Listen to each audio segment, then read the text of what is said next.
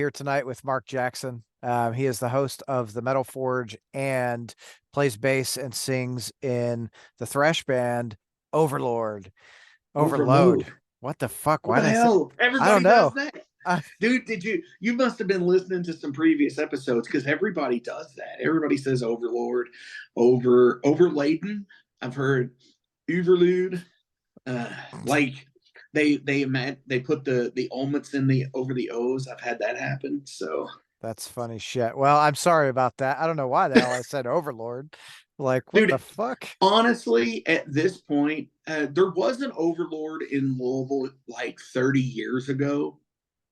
And by the time Overload had started, we did have a pretty the logo was kind of, you could kind of get confused because we always used capital letters. Mm. And in thrash metal and shit like that, it's all about the logo. As you can see Metallica behind me here, it's all about Yeah. the logo. So I get it. It's when you get the really weird ones like Grover Load or Overtoad, shit weird like that. That's when I'm like, how do you get that? Well, dude, like I went to Spotify today and I was like, I'm gonna listen to some Overload. So I put it in and some digital shit come up and I'm like, hold Yes. on. Yeah, okay, so as it stands, there were a few different overloads in the world, but none currently in America. Right. So, and there was none in the UK. I think there was a Pakistan metal band that came up. There was a Chinese punk band named Overload, and there is an Indian like electronica Yeah. thing. So those are the only other overloads in the world. So I was like, this is not what I wanted to listen to at all. the funny thing is on Apple, I get their stream count because they never went back, and I guess they just upload shit there and don't go back and look at it. I don't get any of the royalties for it because I guess they're not affiliated, but I get their view count on their listens because they never fixed it. So there is always that through Apple that I'm cool with. Hell yeah, for sure. So how did Overload come to be? So it looks like I think you guys started in like '09 or something like that. Well, by the Metal Archives, which is incorrect, they said '09. It's actually '07. And I edit on that site and I've tried to ask them several times, but I didn't do Facebook for the first few years of the band because back in that day, if you didn't have an EDU email address, they wouldn't let you up until about 2000 and beginning of 2009. If you didn't have the EDU address, they wouldn't let you create an account, right? Because it used to be for college kids and Yeah. shit like that. But no, so it was 2007. It started out with myself on bass and vocals, Donnie Cranmer on drums and vocals, and Chuck Bond. We had started as a band called No originally, and about the first like 9 months of that band, it was such an awful fucking name decision. That like it's easy. It's No, fucking Right. what better and yeah, that it wasn't a good idea because we were doing it's like, fuck, there's a band called Yes, fuck them. Right. And we like Yes, don't get me wrong. I like Yes anyways. For But sure. that's what we were, it's like, I'm pissed off, I'm mad, I'm angry, fuck you, no. So I don't know. I'm sorry. I just totally went off on the thing here. I don't know if you allow that kind of language on your For sure. program. Yeah, Okay, cool. it's Sorry. no, you're good, man. I don't give it. I kind of curse like a sailor, as it were. Yeah. Not sailor from Surviving Thalia, my own victim. Yeah. But I love him though. Yeah. So after that, Chuck then parted ways, and we spent about 6 or 7 months looking for a guitar player. We found Ryan Tomes, who was a friend of mine growing up. We had played a few shows with him, and that got us from like the around late 2008, 9 to 2010. And 2010, a lot of like crazy things that happened. We had Donnie broke his arms So we took some time, took the summer Fuck. off. Well, he tripped over an extension cord and came down, palms down, to break his fall. And there's a couple of tee, like golf tee style looking bones in your elbows. Well, he broke both of those in both arms at the same time, and then played an hour set after it. Wow.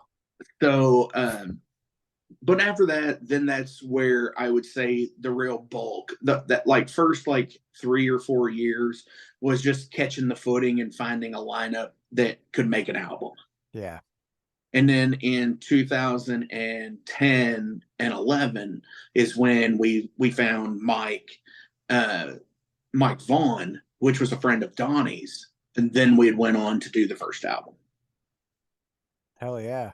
So it on the Metal Archives, it says you guys had live album and then recorded album. Is that how that worked? Yes, yeah, that's actually true. There was again, if there was a band, yes, and why couldn't there be a band? No. We just did. I was fucking around at work one day, and I had a piece of paper, and I was just like, I was thinking of like Live Evil from Black Sabbath Yeah. and Alive by Kiss, and we decided to make it Evil A, which was Alive spelled backwards, and it was a live album, and it was recorded at the Boondocks in Shepherdsville, and it was the re-debuted show with Mike Vaughn on guitar, and it was like February of 2011. It was super raw. There are versions that you can get still out there on the I believe that they're on the Bandcamp page. You can still get some tracks from that. I think there's NIB is one of them. We covered NIB, and it's, oh my gosh, Hell yeah. I'm puking into the microphone singing it. That's one of the things that a lot of people haven't been too kind on over the years is my vocal style. Nah, But whatever. so Evil A came out, and it was basically just something to get us out there, to have something to say this is what we kind of are right Yeah. now. Yeah, good way to record like I guess in essence is a demo to get you out into shows and do all that other shit, right? Yeah, for sure. And because so I really had this like total DIY mentality of everything, because in that time period the economy was fucking terrible, and it was just like, holy shit, man, it's like I make like $9 an hour, Yeah. and it's like, how in the hell am I going to put out a freaking album, let alone pay for recording and then pay for production. And basically we blew the fucking wad on the recording aspect of it, and it's very raw. It's when I went in, I said, I want something as raw as it can be, because the packaging is going to be raw as hell too.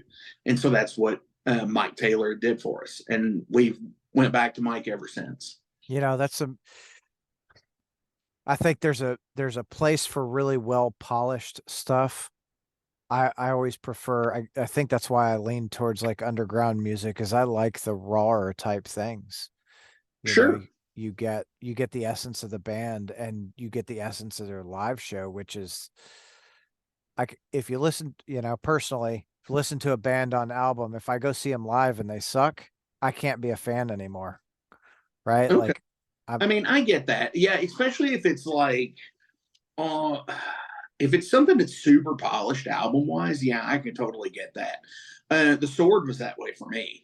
oh yeah. I loved the Sword, and all the way up until I basically saw them live, and then I was like, wow, man, they're not that good. And I don't know what was going on at the time with them in their camp. I know it was about a year or two before their hiatus. They had just released Used Future, Hmm. and yeah, they were just not, it may have been Mercury at the time, Mercury Ballroom, but Oh they were yeah. just not feeling it that night, and it was way too long of a show. That like that's They played like an terrible. hour and 40 minutes. You're like, come on, let's go. Yeah, on a Tuesday at that. or I know it was a weekday. Yeah. Have you seen Fairy Ring? I have not actually. I mean, I've heard them on album. I've seen videos that people have recorded of them. Like it. I mean, I live literally like a mile from Portal, Okay. and I need to get down there more than what I do, but it involves crossing a bridge, and it's just like, oh gosh. And then it's like, if it's on a Tuesday or a Wednesday or something like that, and having to get up at 5 in the morning the next day, and it's like, gosh, man, it's like, where are all these weekend shows when I needed them? Yeah. Yeah, I know. But so they're coming again. They'll like Fairy Ring is playing. I think they're playing with Restless Spirit. Yes, on the 30th. When is the air date for this? Uh we're probably 8 or 10 days out. Okay, cool. Yeah, so I know they're playing on the 30th at Portal with Restless Spirit and Crop. Shout out to the dudes in Crop, love them Yeah. to death. Yeah, actually, that night I'm promoting the Metal Forge Live at Art Sanctuary with Misery Machina and Cathode ULT, along with I Kerr. can't even remember my bands now. Treason and Malignant Vision. Okay. I thought Kerr was on that for some reason. They were on last year's. Gotcha. Yeah, they were on Metal Night One at Art Sanctuary, which was Overload, Eulogy and Blood, Kerr, and Blood Curse. Oh, yeah. That's Yeah, exactly and what it that was a was. rad show. That was a really fun one. And I've got some pictures posted on the Overload Facebook from a couple different people like Kevin Spalding and Michael Denlin. Super awesome pics that they took of that show. Right on. And yeah, this year I'm hoping they come out again to do some more pictures of the other bands and everything. But yeah, I actually want to go see Fairy Ring in their native home out in Evansville. I'm So down. yes, absolutely. I hear there's only a couple of places out there that are the top venues to go to, like for the underground stuff. But I definitely need to make it out there. My drummer in Ice Howl is actually he lives out there. Kyle Wilcher. Okay. Yeah, that's so I've only been to a couple of shows in Evansville, and the last time I went was I went to see Extinction AD. They played some brewery, and it was, dude, it was wild. There was, I don't know, 4 or 5 bands, and I think the first 3 bands were like local hardcore bands. Yeah, they have a big hardcore scene. I've actually only ever seen one show there, and it wasn't even a music show. It was NXT wrestling. When it was still like the group of people like Alexa Bliss and Finn Balor and Shinsuke, if you're into wrestling at all. No, Yeah, it was the for the wrestling nerds that listen. I know metal and wrestling go hand in hand, so there's yeah, gonna be somebody out there. I got to see that shit and it was awesome. hell yeah. Well, I But guess yeah, now, you need to get to Evansville more. I like going to like places and looking at like record stores and shit and just seeing what I can find. for sure. I think it's always cool when you go to a town like I went out to, where were we? Oh, LA. I'd never been to. I I went to a town. Oh, where were we? Oh yeah, L.A. well, I was Like like, it's such. It's just down the road. well, like I travel a lot, so I don't ever know, Right. you know. But I it's get. like we were staying right across the street from Amoeba Music, and I got to go in there, and it was like, oh, all Does these it remind you of your ecstasy? I guess a little bit, but mind you, I didn't grow up here. So Okay. my time with Ear Ecstasy was very minimal. I'd probably only been in there a half a dozen times maybe. Oh, okay. So you probably didn't go to the original. You probably went to and it was in like the near the Kinkos and FedEx store. I went to it when it was where Panera was and the taco Okay, place cool. now. Yeah. So if you went to that one was the cool one. Yeah. I actually know where you can see the sign that was the big yellow sign that was there. It's over in the Peddlers Mall or Vendors Village in Clarksville. is Oh, where it right is. on.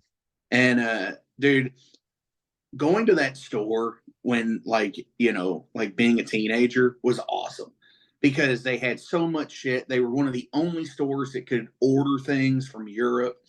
I mean, they had like they had the connected internet kiosk that you could search, and it was such an awesome thing. And it's just like you would take a pen and a paper with you because you would write down like whatever label it was, the catalog number, and the title, and then you would give it to.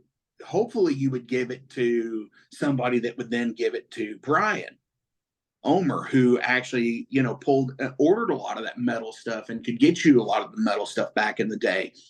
And it would be really bad. Like sometimes you would give it to somebody and then they would forget to give it and you would go back in like 2 weeks hoping it was there and it wasn't. And you're like, And you're like, oh, no. man. It's like, no, man, I didn't get it. I never got the paper. It's like, shit. So then you're going through, it's like, now you got to wait another 2 weeks. And then this time you paid for it in advance. So, and then it didn't show up because of shipping or something. It's like, and then it's like a Yeah. month later again. And then it finally gets there. And it was just such a great experience. But it, And then it had the multiple levels. It kind of reminded me of like, it was just, if there was Empire Records where the store just looks so fucking cool in the movie, yeah. that's what Ear Ecstasy at the Panera location on Bardstown Road was to me. I, That was my Empire at the time. I think it was to a lot of people, really, because I feel like obviously that's always been the spot right in the middle of the Highlands. Like it was the Mm-hmm. heartbeat, you know? Yeah, It didn't matter. You go bar hopping, you're going by Ear Ecstasy. and they What? were always open late. Usually, a lot of times they were open till 11 or midnight, especially on Saturdays and Sundays, because you would get a lot of the times you would get on Fridays back in the day, you would get like the midnight release shit. Hmm. Like the Black Album did a midnight release. Be Black Album, get it? Ha ha. Yeah. It's not rocket science here. It's marketing, people. That's what I always try to talk to people about on the metal. It's like marketing. Come on.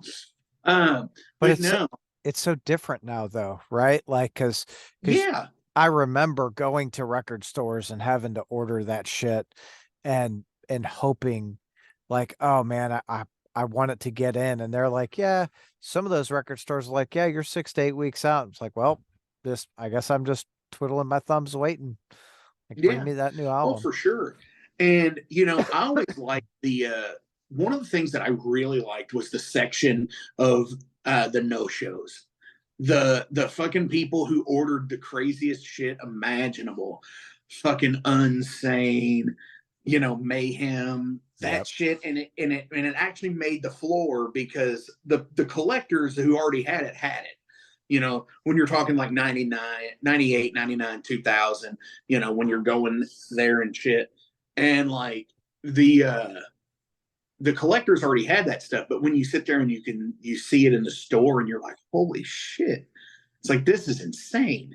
Yeah. And then you don't have the internet really, so you buy it based on the cover, and you either like it or you don't. You Yeah. know, especially I think that's a thing with black metal personally, but that's another topic for another show. Yeah. I dig it all, right?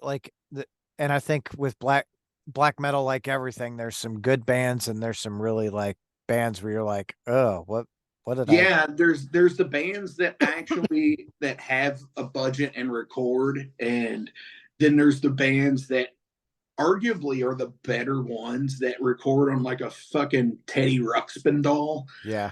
with a room mic, and those are usually the best ones, but they only have like the one release. Yeah. Well, I'll tell you, like I saw Mayhem for the first time when they were here at Paris Town Hall with Cannibal Mm-hmm. Corpse and Gorguts and Blood Incantation. Holy shit. Right.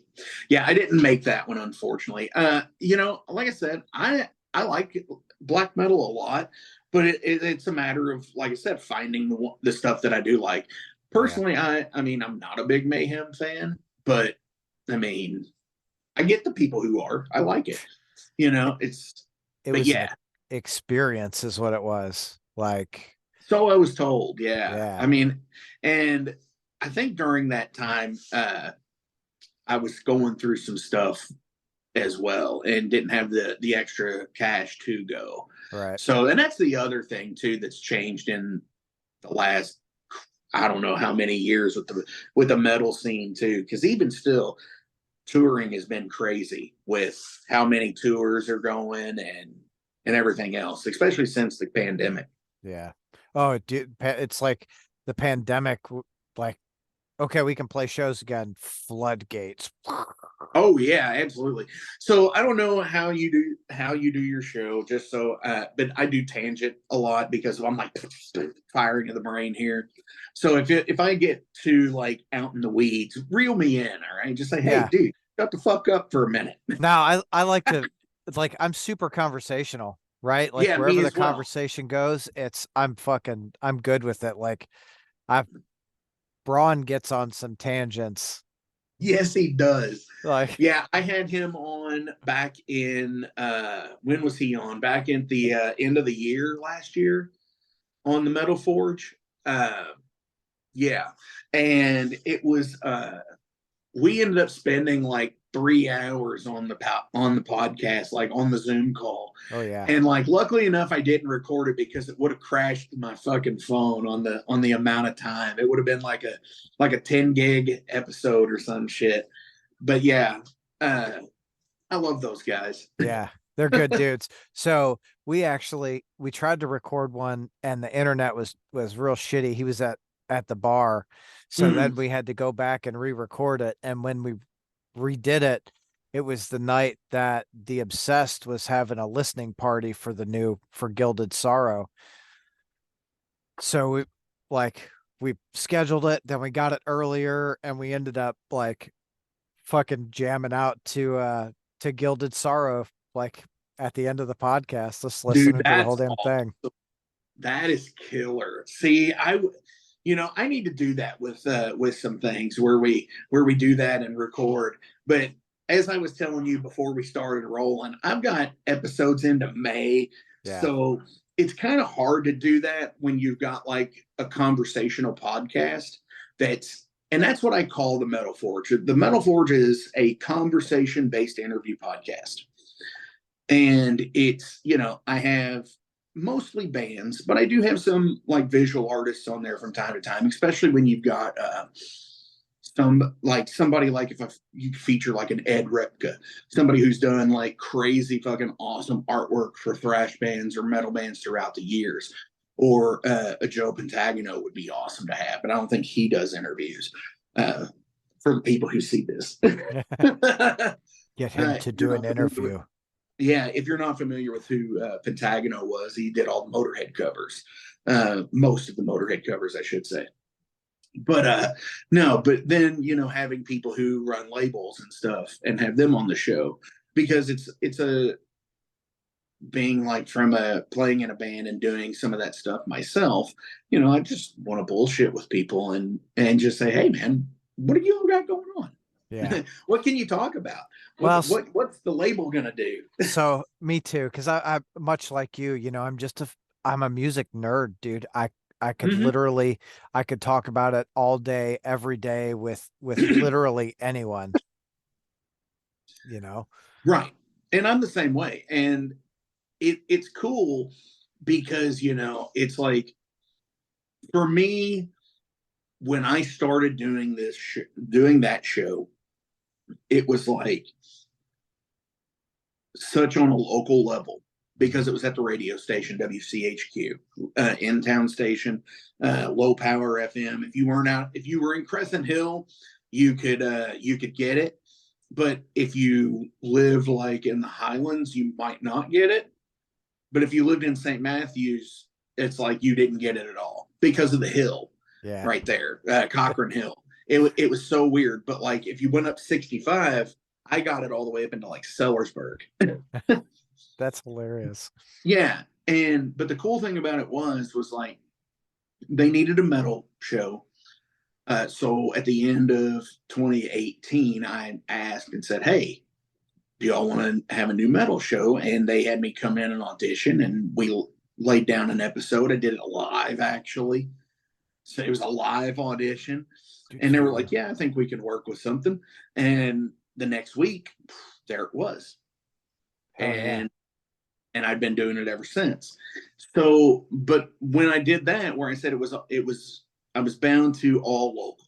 Right. So like I could usually get some people from like Seymour, Indiana and down, but like not really anywhere more north of that, and all of Kentucky. So it's like all of Kentucky and like up to like Seymour and all of that. That was where they put your limits on. So it's like you can talk to any bands, you can play any bands from those areas, from the whole state and Damn. whatnot. That sucks. Well, it was cool because, it got me into a lot of what I would say now regional independent bands. Yeah. Because let's face it, Bowling Green to Seymour, Indiana is like 300 miles.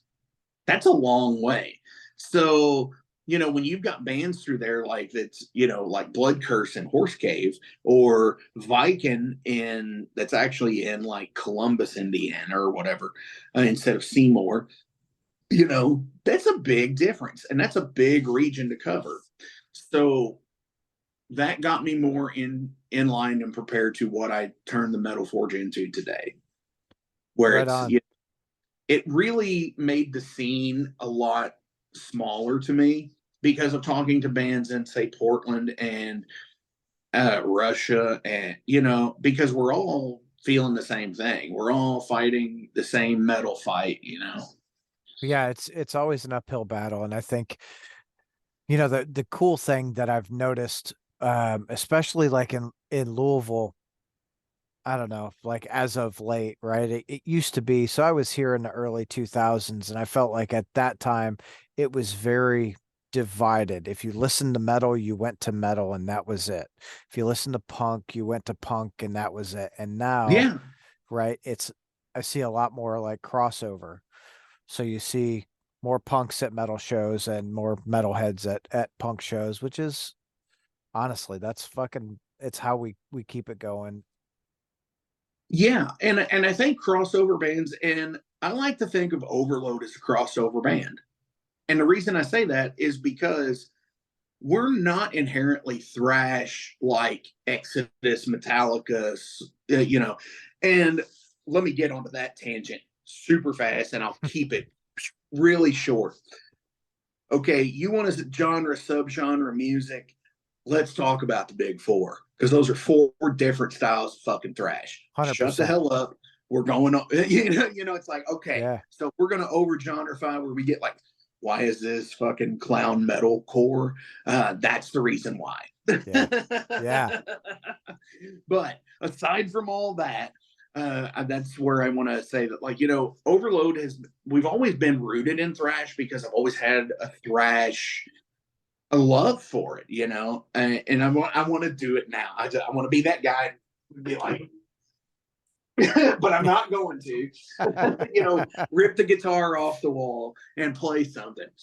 But no, we've always had this root in thrash, but they're like in the early years with this stuff with like Chuck and Ryan, the stuff the songs that maybe have gotten recorded but have not seen the light of day in a long time. We had a more crossover feel there too. There was more, you know, more rock and roll influence with a lot of stuff.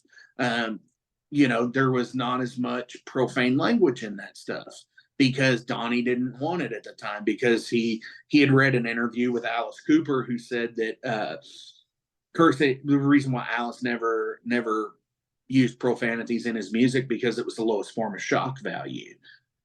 And he's like, oh wow, somebody said fuck. And it's Yeah. like whatever. So that's the reason why he didn't do it. He just went to chopping off his head and shit like that, shocking people with the stage show. Theatrics. And but I think you've got to have a healthy dose of everything to make something work. You know, whether it be, getting on a level like a Metallica. Look at their Orion Fest. When it Yeah. came down to them promoting those, there were not a lot of metal bands on those. So there Hmm. were, but there were bands like Arctic Monkeys and stuff on there and whatever else. So I think it takes a lot. It's if you Absolutely. get pigeonholed, yeah. You have to. Who was I talking to? I was talking to someone and they were talking about the latest album, and they are a doom band, right? And been doing it. I don't know, they're 7 or 8 albums out now. They with the latest album, they decided to listen to a lot of pop and jazz and all these other things to get those elements in. And the fucking new album is like, Right. Yeah, and I mean that's the thing is like you never know what you're going to draw inspiration from. So listen to a crazy amount of whatever you can. Take in as much as you can as an artist because you never know what is going to I'm talking like gonna like get my draw in there really fast. I hate when I do that shit. Because it's such a subconscious thing. That'll make for a funny reel, won't it? probably, yeah.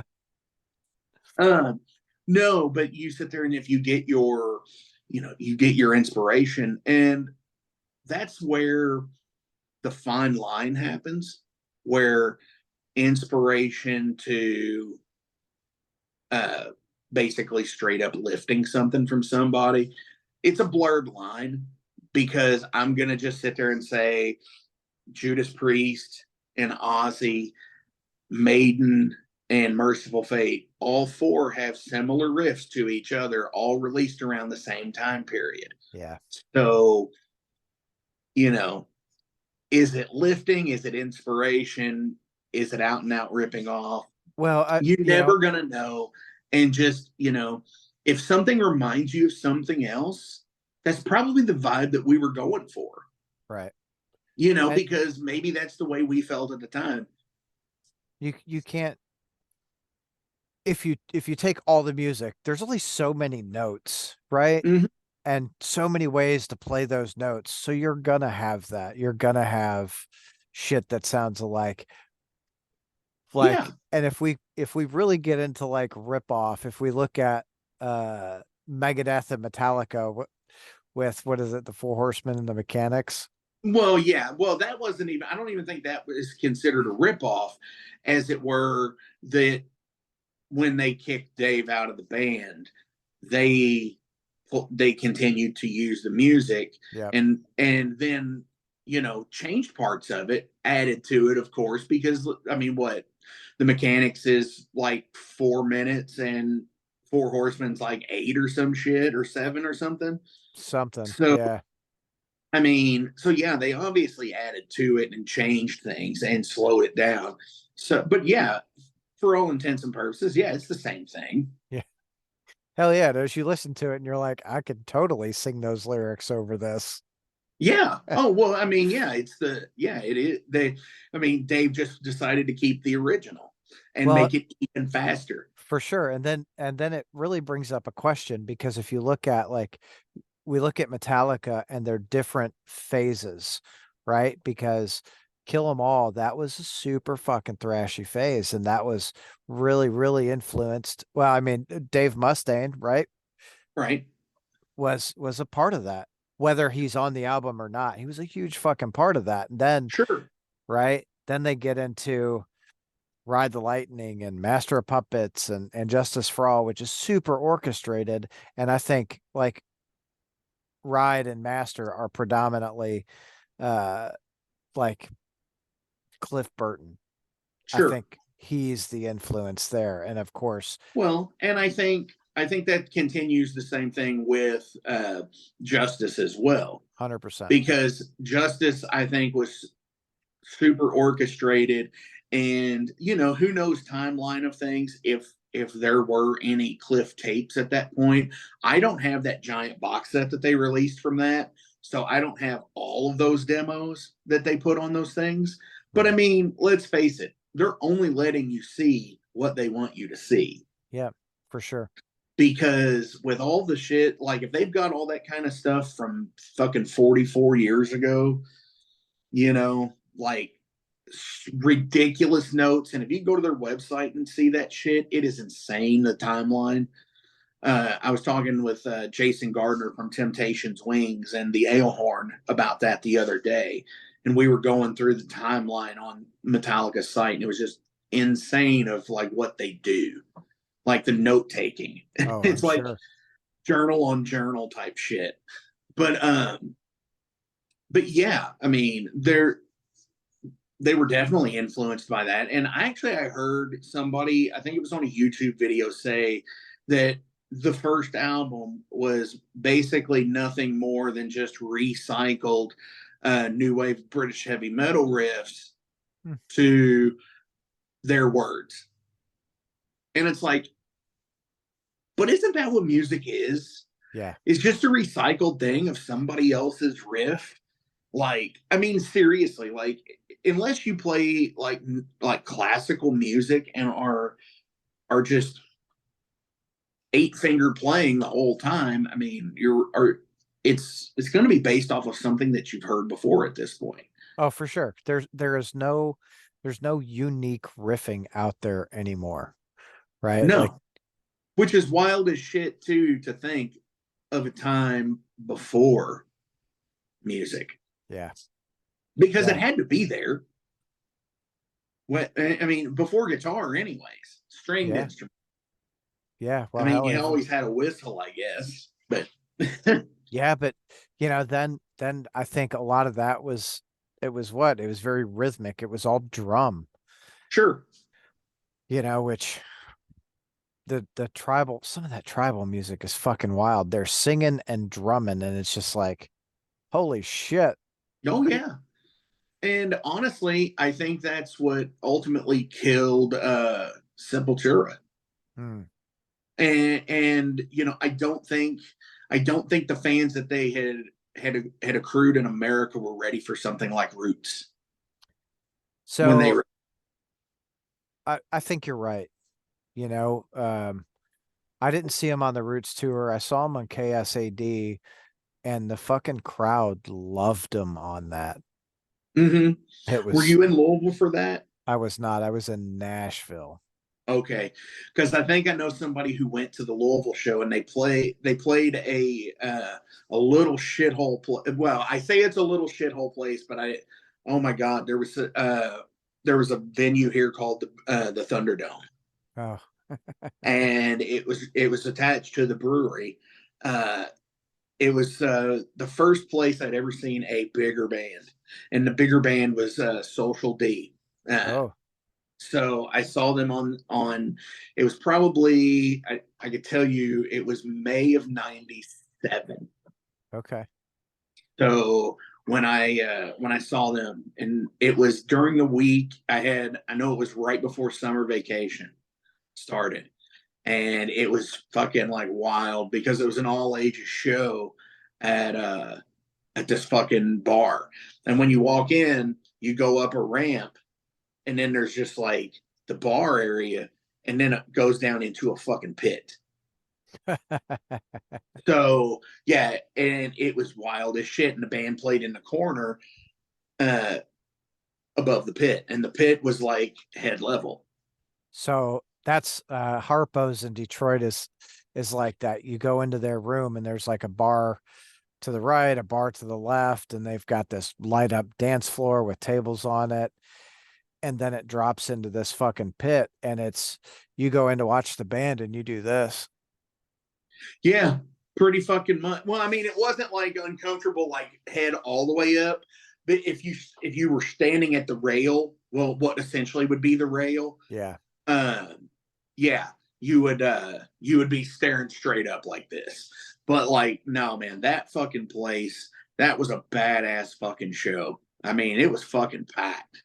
Yeah, I can only imagine. Social D always I feel like they always put on a really good show too. Oh yeah, especially through here, I believe, because there is a very prominent punk scene in Louisville and a hardcore scene, and that is fucking awesome to have.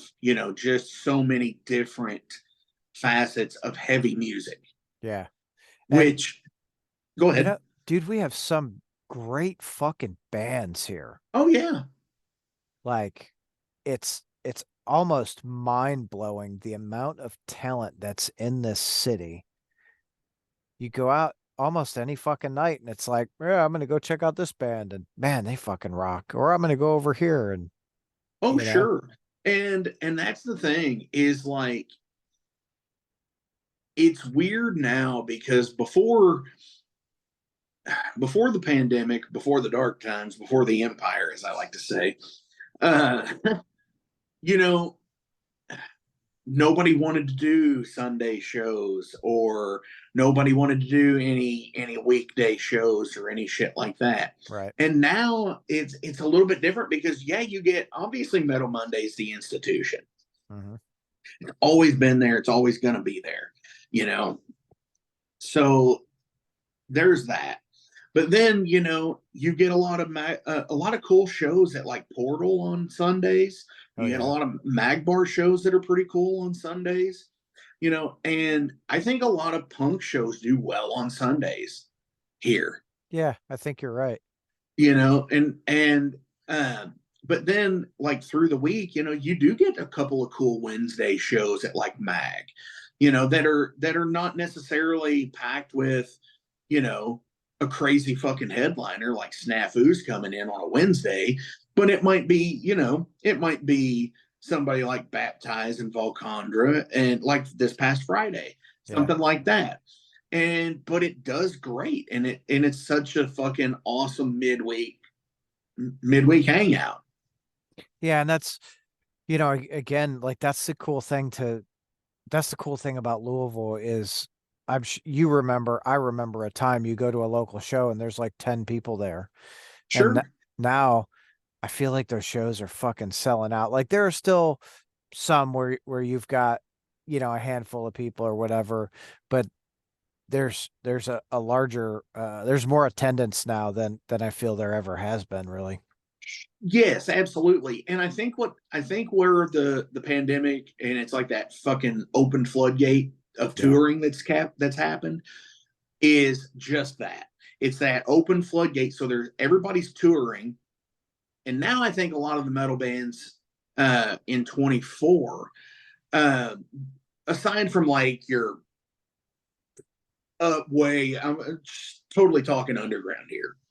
I think over the last couple of years, with the floodgates being open and it's been tour after tour after tour, I think you're going to see a little bit of a thinning this year. I think Okay. you're going to get a lot of shows because obviously on the 30th, there's like 19 fucking metal shows in town because there's a Magbar show that night too.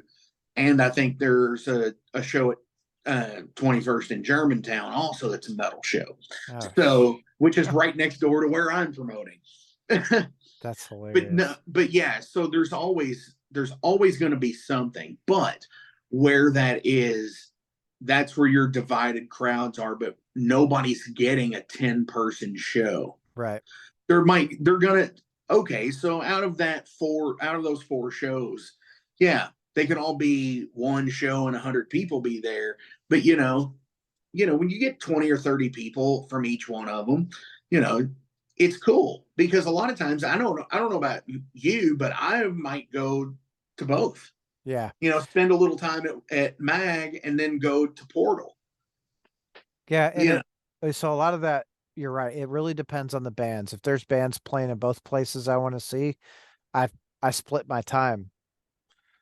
Where what I didn't do it when Crypta was playing. I wanted to see Crypta, yeah, and I was at the Nest show and I had an interview with John Jarvis that night. So I was like, I spent all my energy at the Nest show, and I'm really kicking myself for not going to check out Crypta. But man, Nest put on such a good fucking show, and they've like covered Thin Lizzy, ZZ Top, and Slayer like through their through their set. It was awesome.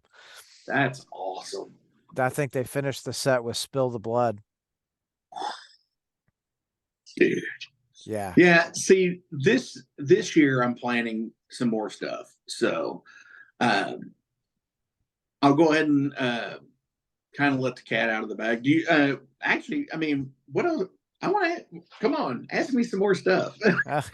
Well, this is fucking great though. Just sitting We've here. just been riffing, and I actually want to, yeah, Yeah. this is your show, man.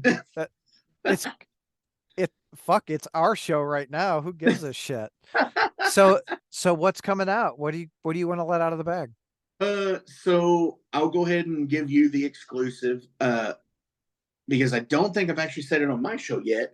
Another big goddamn metal show this year Okay. is so it's actually another big goddamn metal show.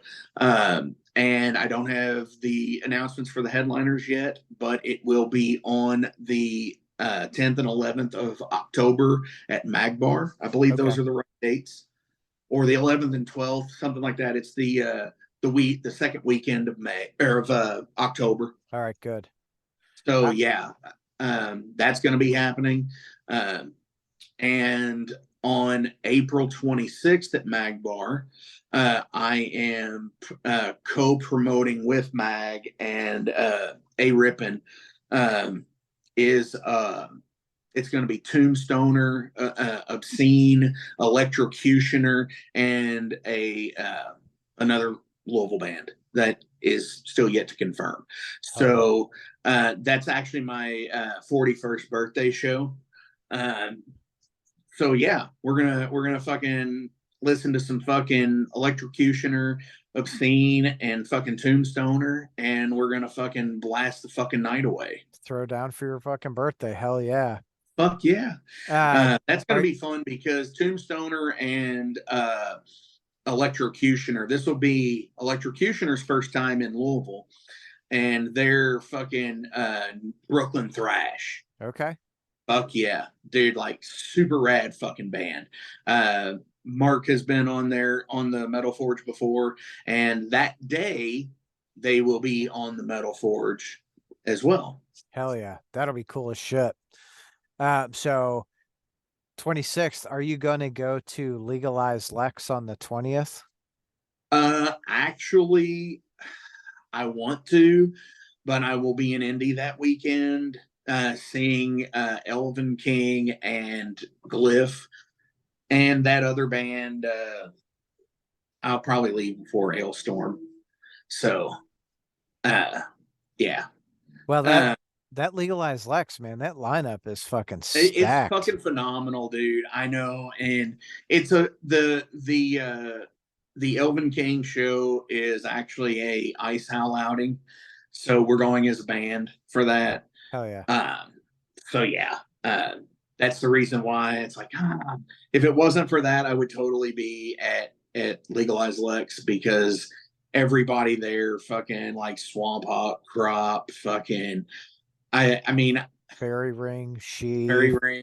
Yeah, I mean, I don't fucking clack away on the keyboard during most shows anymore because it's like it just like looks bad on the video, I think. Yeah. So if it wasn't for that, I'd be fucking like bringing up the flyer. But yeah, I definitely want to give shout out to Braun and the people who were putting that on because you know, fucking. I think as fucking a society, we're just about fucking done. We're We're close. fucking like fuck you.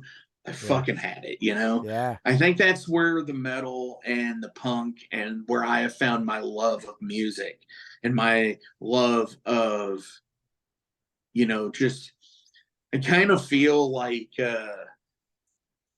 fucking I don't know, like a watcher, Oh yeah.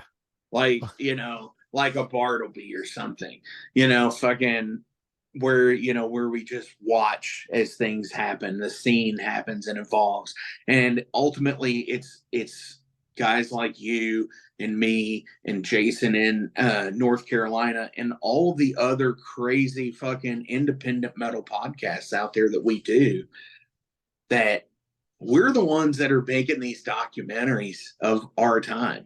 Oh yeah. Every episode you do is a snapshot in that band's life. And And it's, that's beautiful. it's so fucking cool, and it's so cool to hear the stories and to have like these conversations, and we can say, okay, like I was talking with Reagan Daly about the Louisville scene. And Reagan is amazing. Uh, Shout out Oh to yeah. Reagan and Third House. Like, so he's got one coming out. We'll have to do another because there's like we got so deep into the fucking Louisville scene, and there is still so much to like to talk about and unfold. And I don't know, he kind of let it out that Glasspack are playing together again, which I'm like, fuck yeah. Yeah. Well, Glassback usually do a thing every so once in a while. They'll put out like a 7 inch. Or at least that's the way it seems, or somebody will acquire rights to it and put it out like Yeah. Ben Jones. You know, that's a person you need to have on the show as well. And I will give Ben a shout out. I love Ben to death.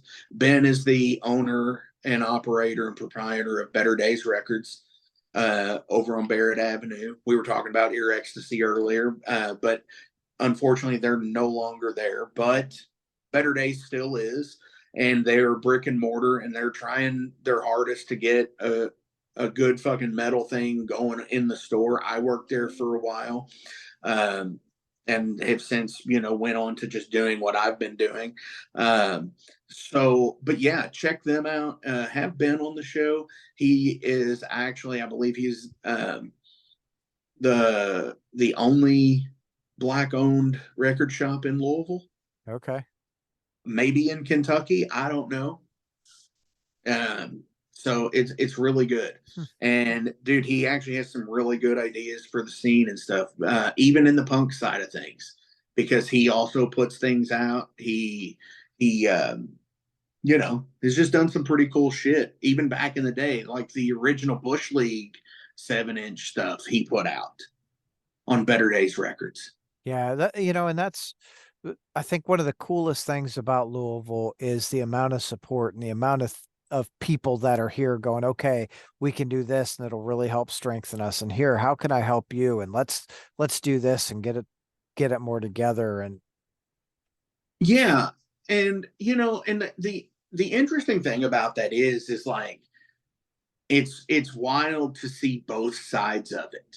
yeah, Where being in a band where you can't get no help, because there's bands out there that don't know who to reach out to, yep, and or they reach out to the wrong person who is just an asshole but puts on the face, because we all run into that shit. yep, But but then there's like, then you get the ones that are fucking straight up.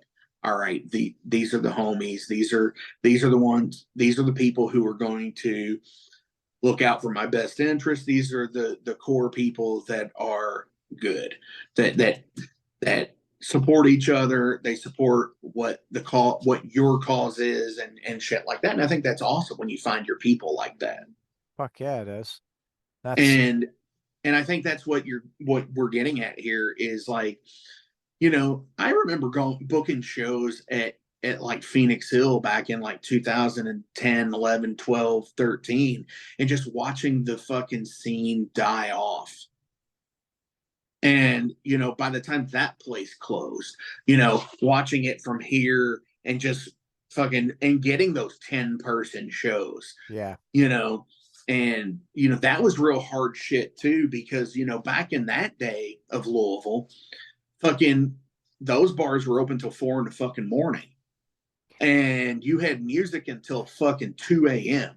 yeah. And, they wanted the last band starting at 1. And nobody wanted that spot. Nobody did. No, fuck no. No one wants to be taking the stage then. They want to be partying at that point. Exactly. And that's when I noticed a lot of the fucking where shit started to get earlier in Louisville. And then when they closed, and then the pandemic happened, and now you're lucky if hey, it's midnight and the show is over. Yeah. And that's cool. And I like that. And that's where, because I like it because we're all adults now. We have to get up and go to work the next fucking day. If it's on a fucking Tuesday, Wednesday, whatever, Sunday, and fucking yeah. So Yeah. yeah, I remember those days and it just being such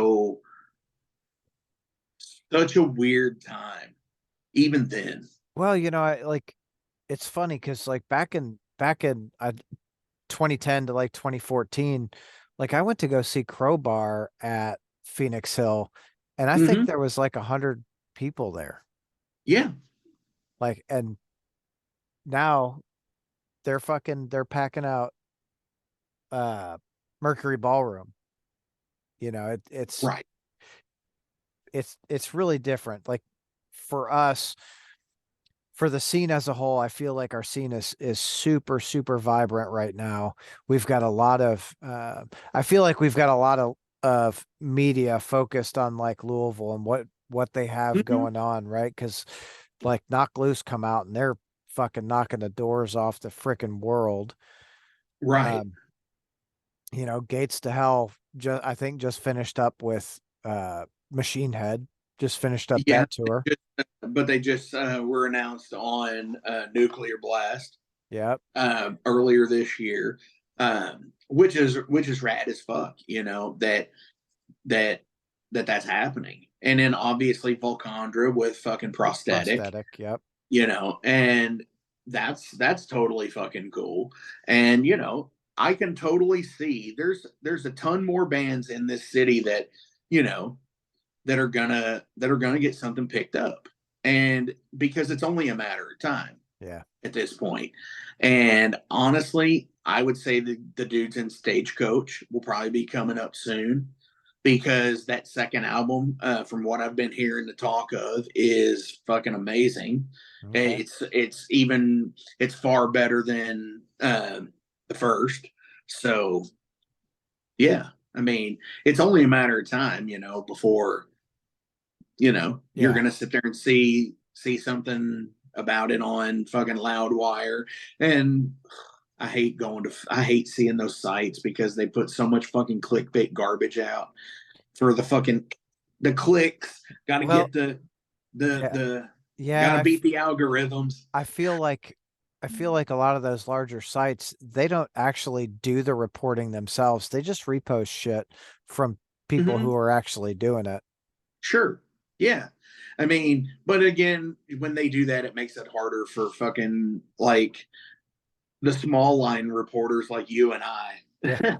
Say, holy shit, did you guys see this? Yeah, like 6 hours ago from fucking Loudwire, dick. Yeah, like Yeah, thanks. yeah. I just had actually Not Fest Australia just shared one of my reels with King Parrot and I was like, "Fuck yeah." Hell yeah, dude, that's awesome, man. But as for other stuff that are hopefully coming out this year, uh, there is supposed to be a Overload 7-inch split with a band from Germany called Poison Speed. Okay. Uh, uh, Reagan, I believe, is going to be putting that out for us, and we're still talking about it. So, and I need to have them on the Metal Forge to talk about his other releases that he had done with the Stone Wizard and Crop and everything else that he's going to do this year. Yeah, I think he's got an Ulm coming up and Mm-hmm. God, when the last time I talked to him, he was like, he had like 15 or 16 on the horizon. I'm like, fuck yeah, Yeah, dude. I believe there is a full length that he's putting out too, which is from the Hell You Say. Yeah. Yep, for sure. Golly. Again, so many fucking killer bands in the area. Oh yeah, absolutely. And and it's cool to sit there and to see bands in our area, and but what I think is even better is like seeing bands in another scene, and it's like being in a scene that you're not a part of, but you're just kind of overlooking it, Hmm. which is kind of fucking cool too. So like Portland, Portland has a fucking amazing metal scene. Fucking, you know, they've got fucking now I'm gonna fucking draw blanks on You're gonna fucking blank because you're trying to talk about it. Yeah. because I'm trying to talk about it. But Soul Grinder is out there. Solicitor splits time between Seattle and there. Bewitchers from there. Fucking member of Shadowlands live out. A member or two of Shadowland live out there. They're also from New York. So fucking like, and that's just 4 bands, you Yeah. know, that I So just lit. I feel the And same then way about Time like Rift. like Let's look at my wall over here. Time Rift is one of them. Fuck.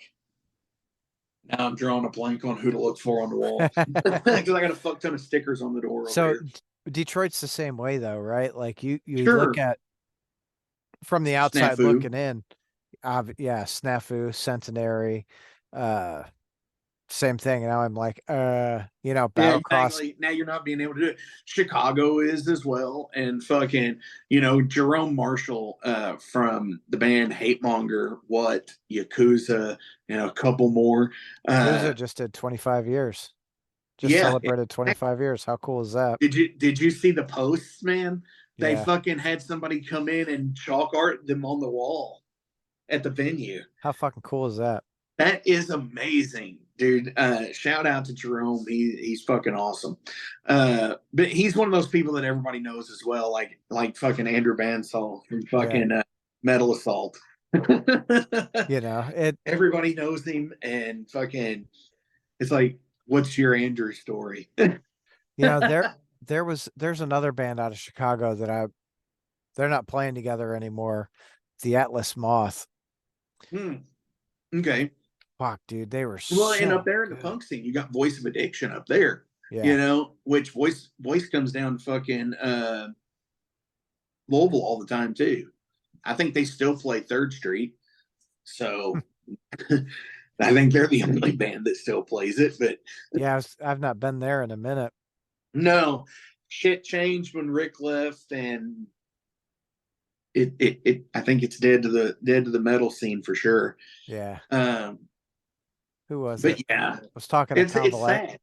talking to the Convalescents, and they played a show at Third Street Dive, and like no one was there. Like, Gee, hey, I've played shows at Third Street Dive, and no one was there too. yeah. So, but so but it's the convalescents. There right. should So be there. there should be people there. Well, I don't know. I don't remember exactly when this was. A Apparently, Keith, the dude singing, opens the door and someone's walking down the street, and he fucking grabs them and pulls them in the freaking bar to come listen to him, and they're jamming out. And it's Ace Frehley's manager, Who is? the dude he pulled off the fucking street. Oh shit! Was Ace Frehley's manager? What the fuck, Yeah. Yeah. He started telling me that story, and I'm like, holy shit, dude.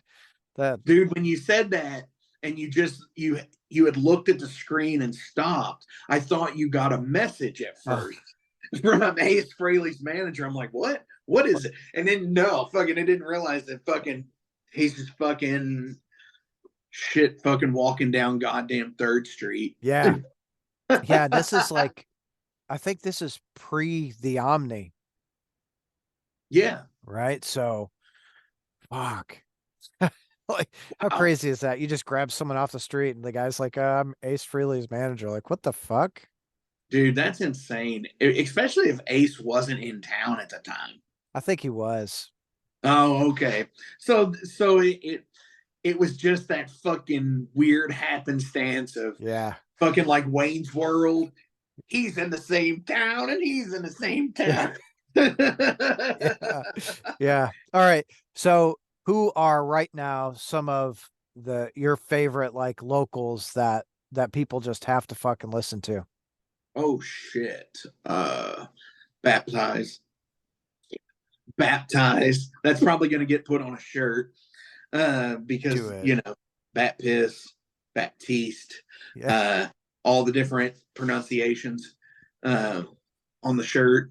So Baptized, I think, is really fucking cool. And obviously, if you're a Motorhead fan, Hangover Kill, which is members of various bands of like Baptize, She, Blind Scryer.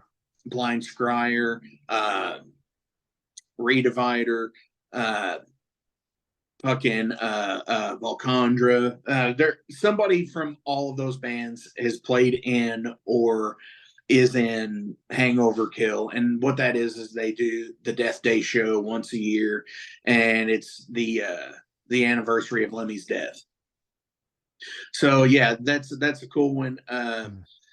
Obviously, I love Rifle in Louisville. Fucking, I don't know if you're familiar with them. They're kind of a crossover hard rock band, meaning most of their stuff is hard rock, but you know, ever since we've been playing together, they've skirted metal a little bit more. All right. So, Yeah, I love Rick, but man. they've been old school metalheads to begin with, like back in like the 80s and 90s scenes. So like with Crown of Thorns, fucking Bethlehem, Queen Assassin, back in the fucking way back days that I want to get more into. Okay. Finding those recordings on cassette and shit. But yeah, obviously those bands, Eulogy and Blood, shout out to them. I love those dudes. Fucking for Louisville death metal, they're pretty fucking awesome. Right And obviously, dude, I can't even fucking I unfortunately I missed the previous Ulm show at Headliners. I plan on going to the March 16th at Magbar show with to see Ulm that night, and because Ice Howl played their debut show on Friday at Black Circle in Indy, and that was fucking amazing. So I definitely want to give a shout out to Ice Howl as well. So check them out. I mean, we're from all over Indiana. Okay. So what would you how would you classify Ice Howl? It originally was like stoner doom groove, kind of like Sword, stoner rock and roll type stuff. But that was with its original inception, their original lineup, and then it became a kind of like a usually like a solo thing, but with occasional like guest appearance stuff. Jason Roach did a few albums that way. I think he did like 4 albums that way. And then he was on the Metal Forge, and I was just like, dude, you need to do this live because this shit is so fucking cool. Because, you know, when the latest album had came out, it was fucking, it was just so fucking good. It was like almost like the groove and the stoner was still there inherently, but it was mostly just power metal. Okay. And it was just like, holy shit, this is awesome. And I kind of prodded at him. He was like, you should do this, man. You should get this as a thing because I want to see it live. You know, it's like I don't even want to fucking play it, and I want to see it live. And then about 3 months later, he made a post, and it was within a minute on Facebook when I saw that it had posted. And I immediately messaged him as like, dude, I am in. I want to play. And he was like, I was about to message you. Hell yeah.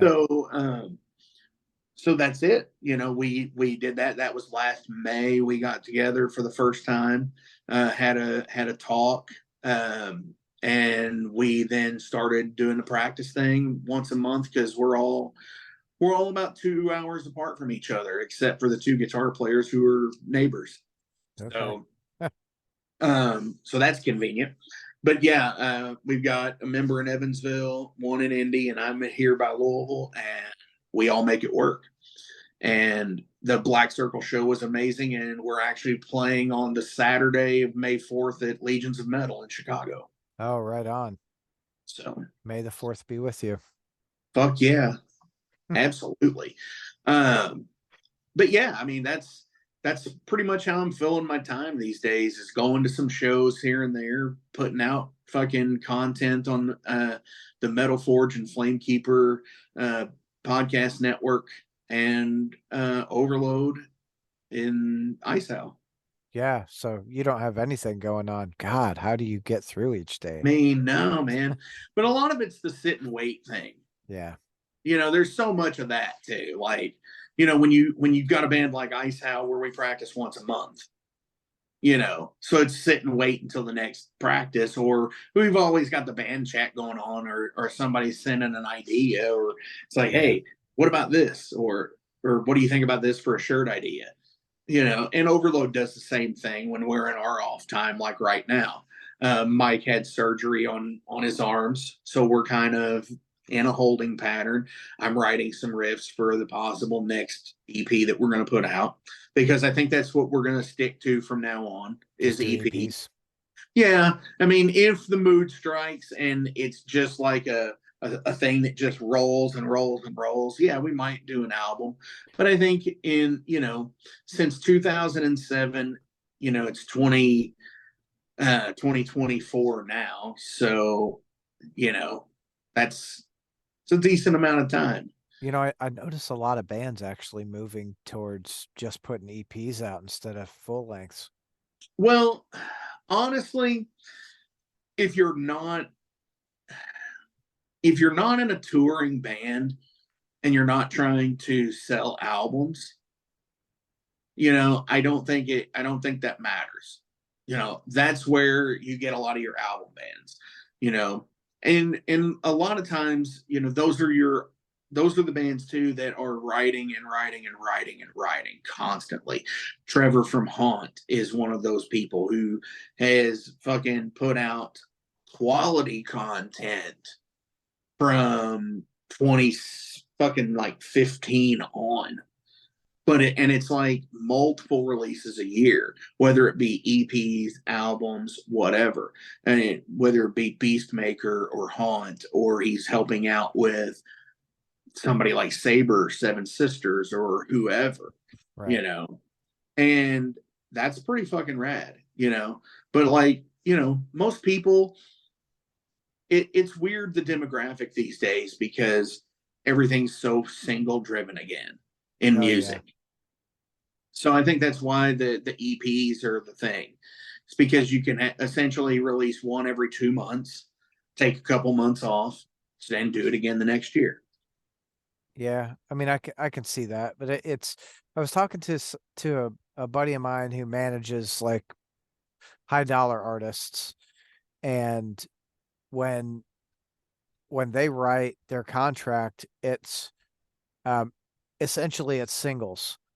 You're Mm-hmm. gonna record 42 singles for us or whatever that is. And it's like, holy shit. So we're not even talking like 5 albums. You're like, no, you got to give me 42 fucking singles. Like, holy shit.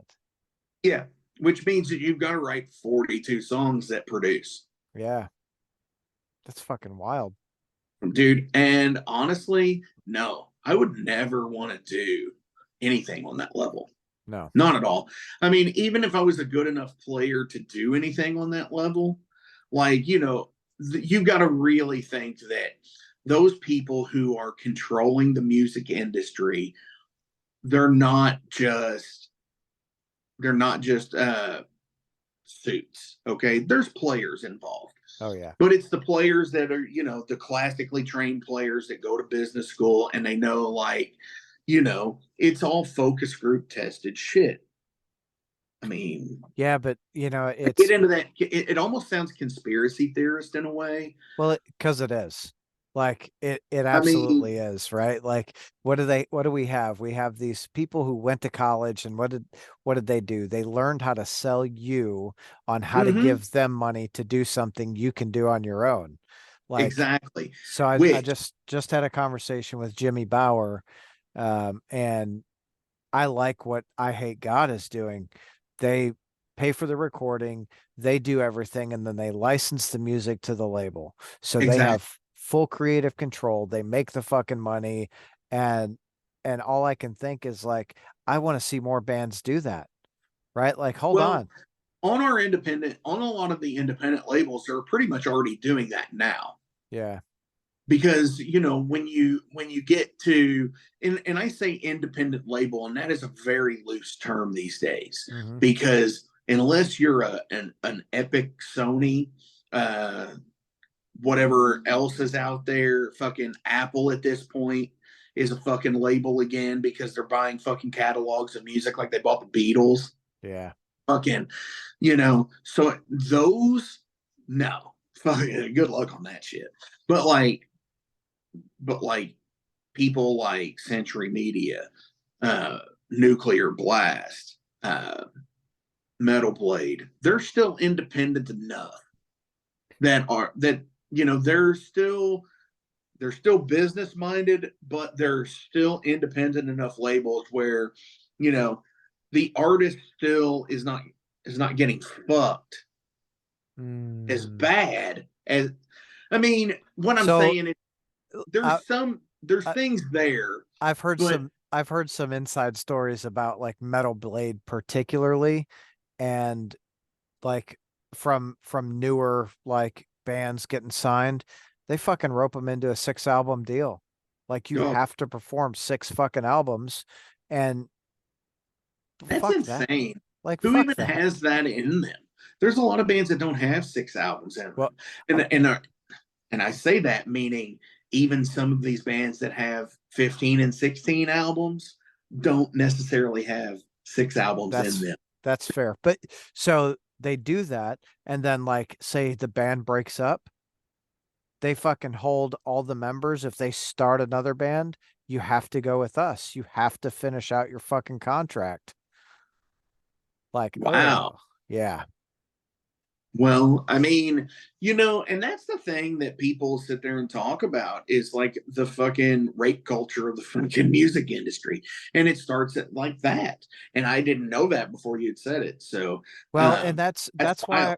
that's why I push for bands to be a lot more independent, like do it yourself, own your Yeah, shit. Don't give away your fucking publishing rights to these people, because like is there is a place for labels, absolutely, right? yes. I'm not Because going to you can't discount get the that. distribution on your own, like for physical media, that is. You Uh, know, you not you could not you could not pen off and jump. paper, yeah, you could pen and paper music stores all over wherever, and wholesale to music stores, but having someone do it for you, Yeah, that's the beauty of the label, because they're yeah, doing it for you at that point. So a partially, label right? should be a service. And that's the Absolutely. thing. That's the thing that a lot of people don't get. A label is a service. You work together. You don't work for them. Right. It's And your art that's and it's where your music. the You labels fucked up is, or that's where the labels are getting the bands fucked up, because you're absolutely right. They provide a service. And yes, that service is worth money. It is not, in my opinion, it is not worth the majority of the money from the album sales. Like exactly the the the fucking band should be reaping most of those profits. right. They should see all of that come in, because that band is a fucking business. Without the bands, the labels would have nothing. Exactly. Exactly. And honestly, they're I mean, again, like I said, it's a rape culture, Yeah. is what it is. And I hate to fucking equate it to that, but when you don't look at it that way, that's when you're just like, fuck, what the fuck? How come I'm not getting anything? Well, it's like, for one, nobody's just going to come and look for you either. Right. Not in fucking 2024. Definitely not before that, because you fucking the pen and fucking, like I said, pen and paper thing, right? Yeah. But fucking, you just got to, it's all about the hustle, the build, and everything. Make It people talk.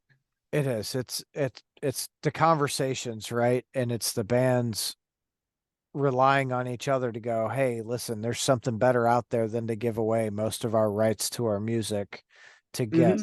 anything. Like that's I always relate back to like hip hop and folk music, because we look at like Ani DeFranco, Tech Nine, Master P.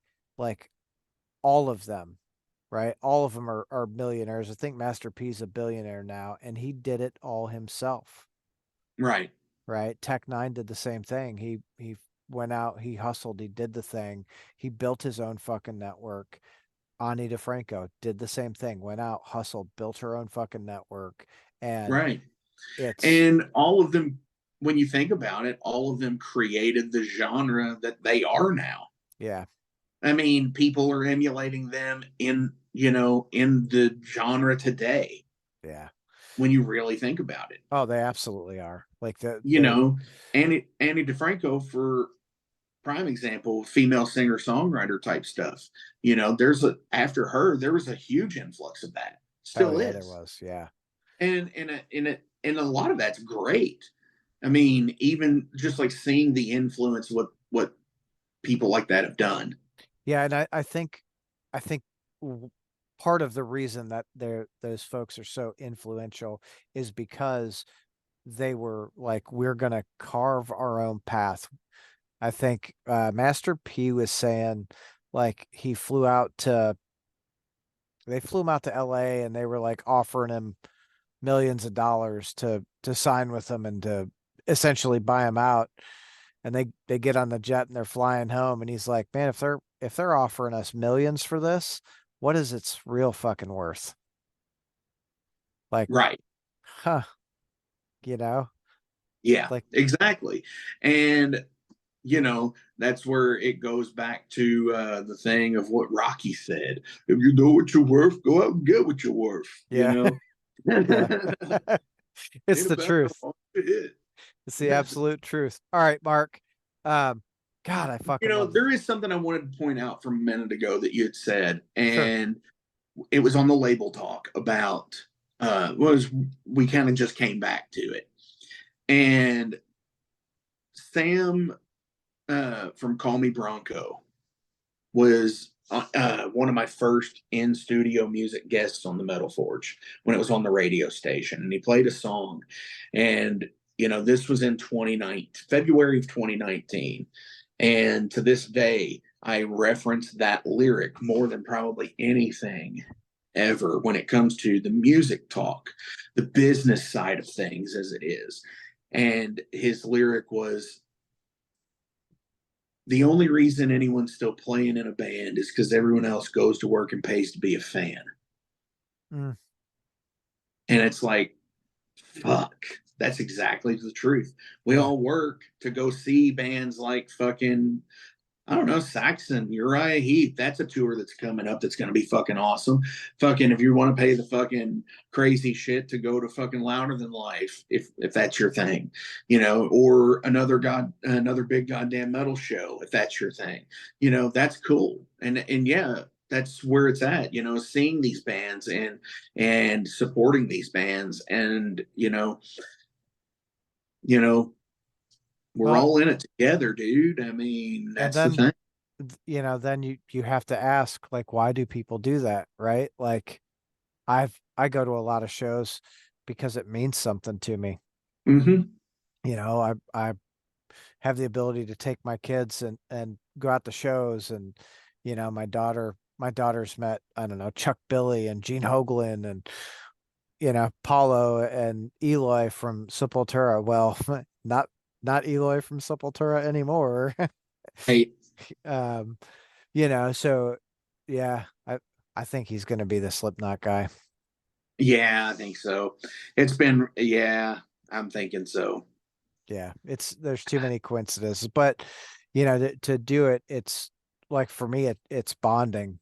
It's Yeah, bonding with people. I've some of my best friends I've met through music, and I'm so fucking grateful for that. definitely. Same. Absolutely the same. Hell yeah. All right, Mark, I want to do this again. Um, Sure. I say that because I'm like, I got in late last night and I got up No, dude, early. I get you. I was too. I was dead as shit yesterday and most of today. Yeah. I woke up a half an hour before this, Oh, actually. good for you. Man, I wish. I fucking wish. I've been trying to nap all day and I worked all day, so I'm just like go go go go go. Well, I put on some fucking old school Masters of the Universe on YouTube and was doing shit around the house. And I sat down for a second and was just like out like light. Hell yeah. Hell yeah. Awesome. Mark, thank you very much. Appreciate your time. I'm super excited to see Overload, not Yeah, Overlord. Um, and if your live thing wasn't the same night as the crop show at sure. Portal, like, damn it. No, dude, I totally get it. I totally get it because if it was there, like I said, Storm Toker's in town that night. Fucking Crops in town that night. Fucking Yeah. I'm putting on a show that night. Fucking yeah. There's a lot going on. There's Hell like I yeah. said, there's at least 4 metal shows that are fucking all bang for your buck. Yeah. At varying degrees of price. So fucking hopefully everybody flourishes that night as well. Yeah, I think they will. Like it's springtime It's such a great scene. and people are tired of being locked up in the house. Now it's nicer weather. Let's go out. All right, cool. Sure. Absolutely. All right, Mark, have yourself a great night. Absolutely, dude. Check And out every Friday new episodes of the Metal Forge and 3 times a week you said for you. Fuck. So yeah, much content, so much awesome metal content. yeah, for sure, dude. I love that we have the ability to support each other and Fuck fucking yeah. really help it out. Absolutely, dude. Anytime. That's what it's all about. Fucking Because A. at the end of the day, what else do you have? Yeah, nothing. Not a fucking thing. All right, dude. So I'll see you, brother. see you, man. Thanks.